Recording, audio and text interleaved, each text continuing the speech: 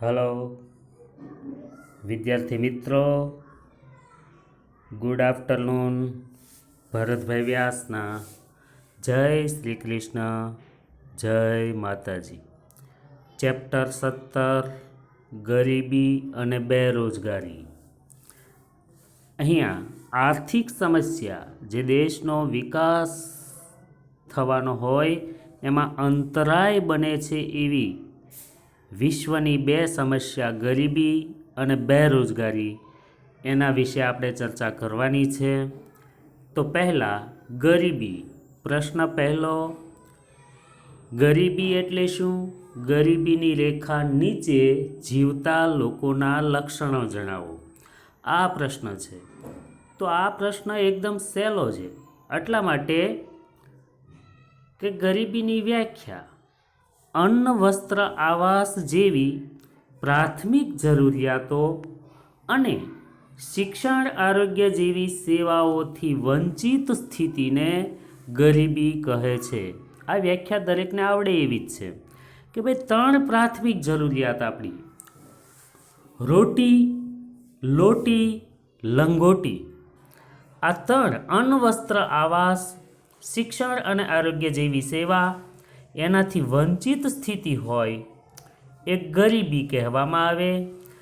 તો બીજો ટોપિક અહીંયા ગરીબીની રેખા, ગરીબીનું માપન, એમાં ગરીબી રેખા શબ્દ છે.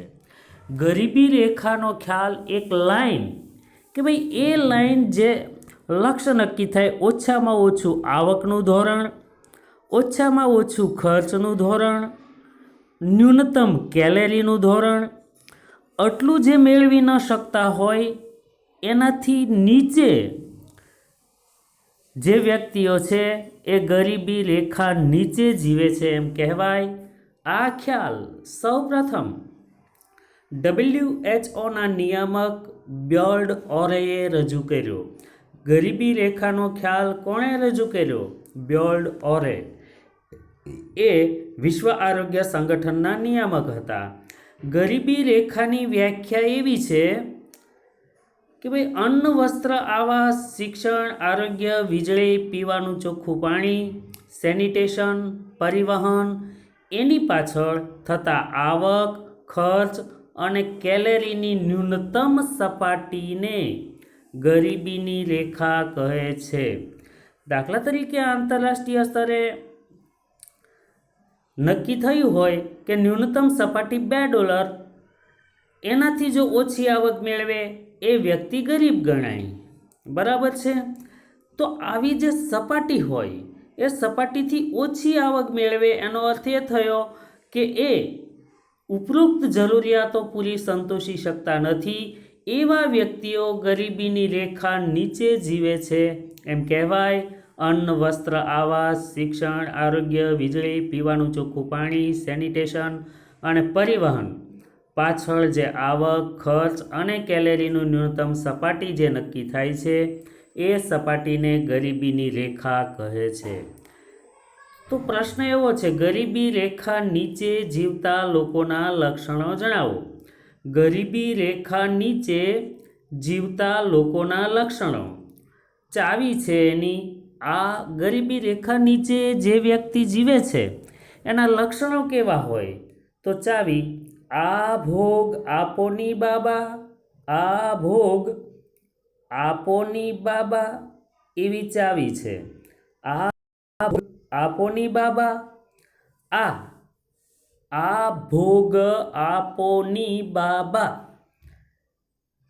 આ એટલે આવક નિર્ધારિત અપેક્ષિત આવક કરતાં ઓછી હોય. વ્યક્તિની આવક જે અપેક્ષિત આવક છે એનાથી ઓછી હોય. ભોજન પૂરતા પ્રમાણમાં મળતું ન હોય. ગંદા વિસ્તારોમાં રહેવું પડે અને રહેવા માટે પૂરતી મોકળાશવાળી જગ્યા ન હોય. આયુષ્ય સરેરાશ આયુષ્યથી ઓછું હોય. સતત નાના મોટા રોગોથી વ્યક્તિ પીડાતી હોય. પોષણયુક્ત આહાર મળતો ન હોય અને શારીરિક રીતે લોકો અશક્ત હોય. નિરક્ષરતાનું પ્રમાણ ઊંચું હોય. બાળકોને ભણવાની ઉંમરે મજૂરી કરવી પડે અને બાળ મૃત્યુનું પ્રમાણ ઊંચું હોય, આ ભોગ આપોની બાબા. એટલે આવા લક્ષણો, આવક ઓછી હોય, ભોજન પૂરું મળે નહીં, ગંદા વિસ્તારોમાં રહેતા હોય, સરેરાશ આયુષ્ય કરતાં એનું આયુષ્ય નીચું હોય, નાના મોટા રોગોથી વ્યક્તિ પીડાતી હોય, કુપોષિત હોય, નિરક્ષરતા વધુ હોય, ભણવાની ઉંમરે બાળકો મજૂરી કરતા હોય અને બાળ મૃત્યુનું પ્રમાણ ઊંચું હોય, એ ગરીબીની રેખા નીચે જીવતા લોકોના લક્ષણો કહેવાય. તો પછી આપણને પ્રશ્ન ઉદ્ભવે, બીજો પ્રશ્ન, ગરીબી રેખા નીચે જીવતા લોકોના જીવન ધોરણ ઊંચા લાવવા સરકારે કયા પ્રયત્નો કર્યા? ગરીબી રેખા નીચે જે વ્યક્તિ જીવે છે, જે કુપોષિત છે, આવક ઓછી છે, ગંદા વસવાટોમાં રહે છે, નાના મોટા રોગોથી પીડાય છે, ભોજન પૂરતા પ્રમાણમાં મળતું નથી, આવક નિર્ધારિત આવક કરતાં ઓછી છે, એવા વ્યક્તિઓનું જીવન ધોરણ ઊંચું લાવવા માટે સરકારે કયા પ્રયત્ન કર્યા? તો આવા જે કુટુંબ છે જેને BPL કહેવામાં આવે, BPL બિલો પુઆરિટી લાઇન, એટલે કે ગરીબી રેખા નીચે જીવતું કુટુંબ, APL એટલે ગરીબી રેખા ઉપર જીવતું કુટુંબ અને BPL એટલે ગરીબી રેખા નીચે જીવતું કુટુંબ. જે વ્યક્તિઓ ગરીબી રેખા નીચે જીવે છે એને રેશન કાર્ડના આધારે જાહેર વિતરણ વ્યવસ્થા જે સરકારે શરૂ કરી છે, ટૂંકમાં રેશનિંગની દુકાન, વ્યાજબી ભાવની દુકાન એને કહે છે, કે આવા વ્યક્તિઓને, આવા કુટુંબને અનાજ, ખાંડ, તેલ, મીઠું, કેરોસીન એવું પૂરું પાડીને એનું જીવન ધોરણ ઊંચું લાવવાના પ્રયત્નો થાય છે. રેશન કાર્ડ ઉપર એને અનાજ આપવામાં આવે, એને ખાંડ આપવામાં આવે, તેલ, મીઠું, કેરોસીન એવું આપી અને એના જીવન ધોરણ ઊંચું લાવવાના પ્રયત્નો સરકારે કર્યા છે. પછીનો પ્રશ્ન, ત્રીજો પ્રશ્ન આપણી પાસે આવે, ગરીબીનું માપન કઈ રીતે થાય છે? ગરીબી કઈ રીતે માપવામાં આવે? ગરીબીનું માપન, ટોપિક છે ગરીબીનું માપન. ગરીબી કઈ રીતે માપવામાં આવે છે? તો ગરીબીનું માપન બે રીતે થાય છે. ગરીબી કઈ રીતે મપાય?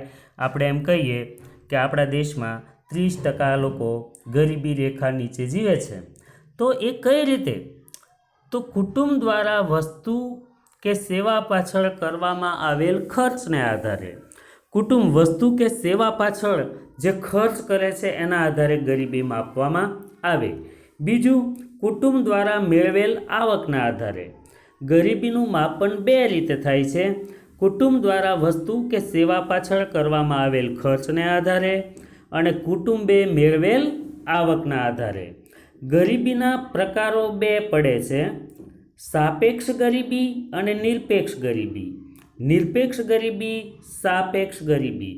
તો એમાં આપણે સૌથી પહેલાં નિરપેક્ષ ગરીબી જોઈએ. નિરપેક્ષ ગરીબ કોને કહેવાય?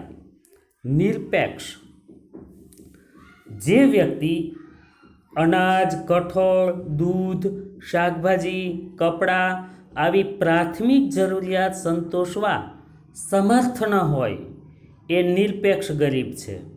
વ્યક્તિ પ્રાથમિક જરૂરિયાત સંતોષવા અસમર્થ હોય એ નિરપેક્ષ ગરીબ કહેવાય.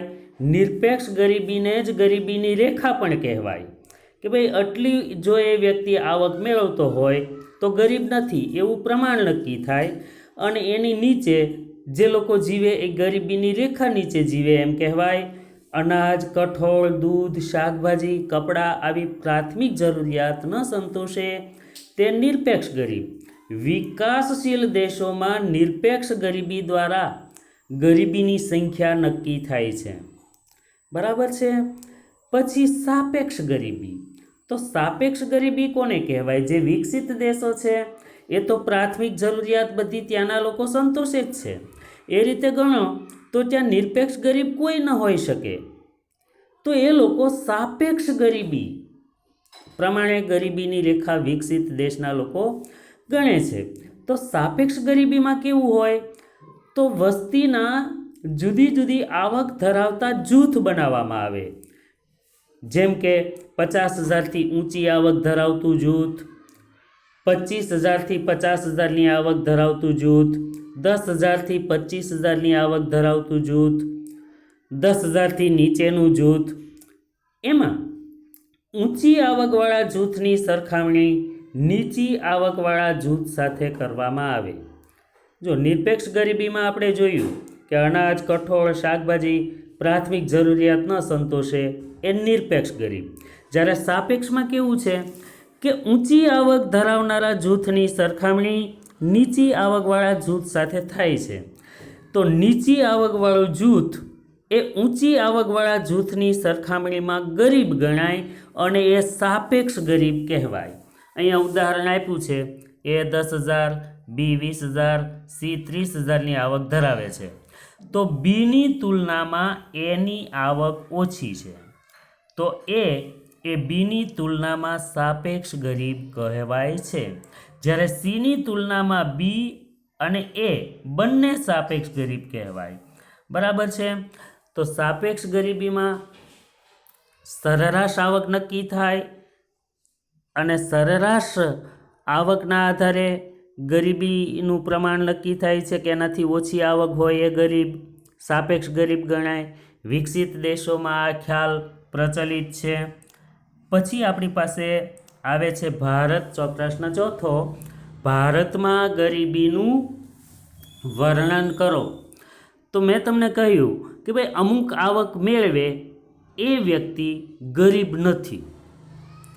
દાખલા તરીકે માથાદીઠ જો વ્યક્તિ ગામડામાં રહેતો હોય તો 816 રૂપિયા મેળવે, ગામડામાં રહેનાર વ્યક્તિ 816 રૂપિયા મેળવે તો એ ગરીબ નથી. અને શહેરમાં રહેતો હોય તો એક વ્યક્તિ 1000 રૂપિયા મેળવવો જોઈએ. તો આ ગરીબીની લાઈન થઈ કે ભાઈ વ્યક્તિ 1000 રૂપિયા કમાય છે તો એ પ્રાથમિક જરૂરિયાત 1000 રૂપિયામાંથી સંતોષી શકશે, એ ગરીબ ન ગણાય. પણ આનાથી જેની આવક ઓછી હોય એ વ્યક્તિ ગરીબ છે. કુટુંબ દીઠ ગણીએ તો આ લોકો કુટુંબમાં 5 સભ્યો ગણ્યા એટલે 816 ગુણ્યા 5 એટલે 4080 રૂપિયા એક કુટુંબ મહિને જો કમાતું હોય તો ગ્રામ્ય વિસ્તારમાં રહેતું હોય અને 4080 રૂપિયા કમાતું હોય તો આયોજન પંચ એમ કહે છે કે એ ગરીબ નથી. જ્યારે શહેરમાં રહેતું હોય કુટુંબ અને 5000 રૂપિયા મહિને કમાતું હોય તો એ ગરીબ નથી. આ રીતે આયોજન પંચ ગરીબી માટે ખર્ચના આધારે ગરીબી નક્કી કરે છે. તો આ રીતે જોઈએ તો ભારતમાં કેવું છે. ભારતમાં ગણતરી કરીએ ગરીબી ઈસવીસન 2011-12માં આપણી વસ્તી હતી 121 કરોડની.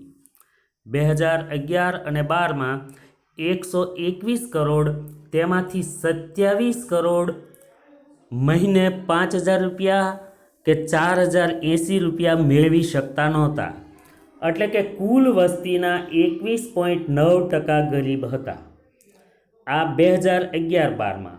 આંતરરાષ્ટ્રીય લેવલે જો વ્યક્તિ દૈનિક $1.90થી ઓછી આવક મેળવતો હોય તો એ લોકો ગરીબ ગણે છે. $1.90 એટલે $2 પૂરા નહીં. $1.90થી ઓછી આવક મેળવે તો એ ગરીબ ગણાય છે. વિશ્વ બેંકના અહેવાલ તપાસીએ તો વિશ્વ બેંકે ભારત માટે અહેવાલ એવો આપ્યો છે, 2010માં આપણી 121 કરોડની વસ્તી હતી, તેમાંથી 45.6 કરોડ ગરીબ. કુલ વસ્તીના 32.7% ગરીબ થાય છે. આપણે ગણીએ છીએ 5000 અને 4080. જ્યારે વિશ્વ બેંક $1.90થી ઓછી આવક, તો એ રીતે જોઈએ $1.90થી આંતરરાષ્ટ્રીય સ્તરે ગરીબી તપાસીએ તો આપણે ત્યાં 45.6 કરોડ 121 કરોડની વસ્તીમાંથી એ $1.90ની આવક મેળવી શકતા નથી. કુલ વસ્તીના 32.7% ગરીબ થાય છે.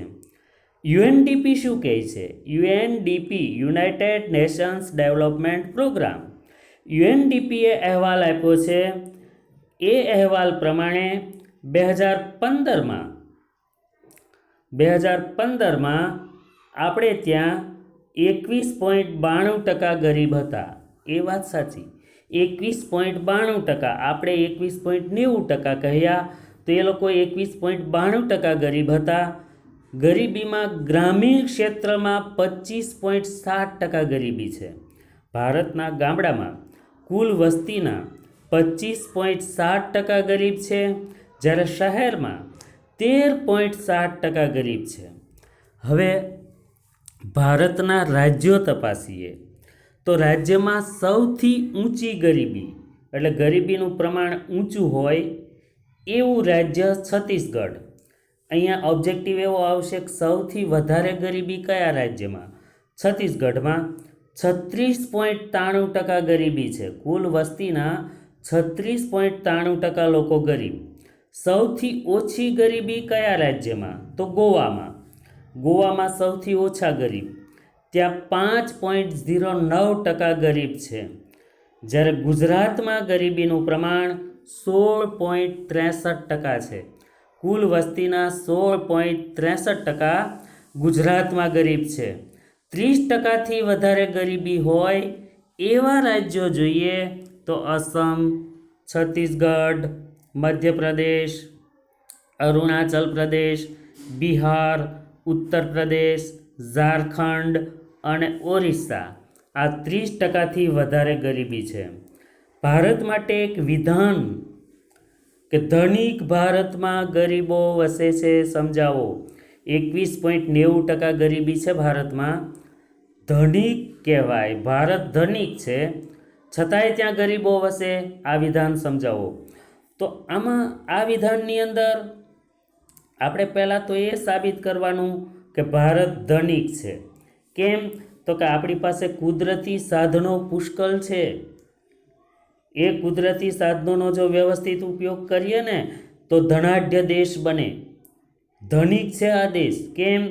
તો કે વિપુલ પ્રમાણમાં કુદરતી સાધનો છે એટલે ધનિક ગણાય. જેમ કે આપણે ભારતની ભૂમિમાં ખનિજો પુષ્કળ છે, ખનિજ તેલ છે, જંગલોથી અને નદીઓથી સમૃદ્ધ આ પ્રદેશ.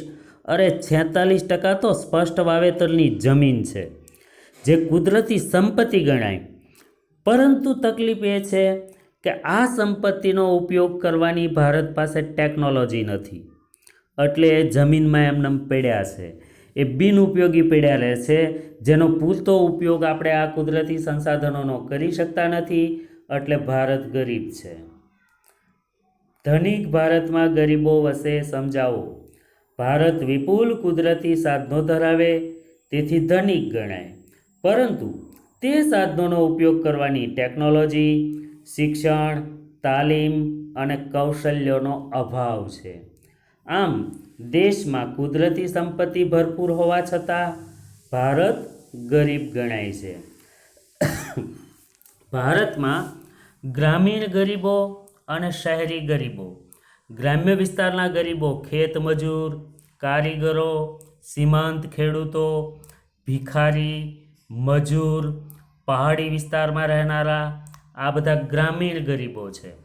જ્યારે શહેરી ગરીબોમાં મજૂર, નોકર, ચાની લારી ચલાવનાર, ગેરેજમાં કામ કરનાર, રિક્ષા ચલાવનાર અને ભિક્ષુક, આ શહેરી વિસ્તારના ગરીબો ગણાય.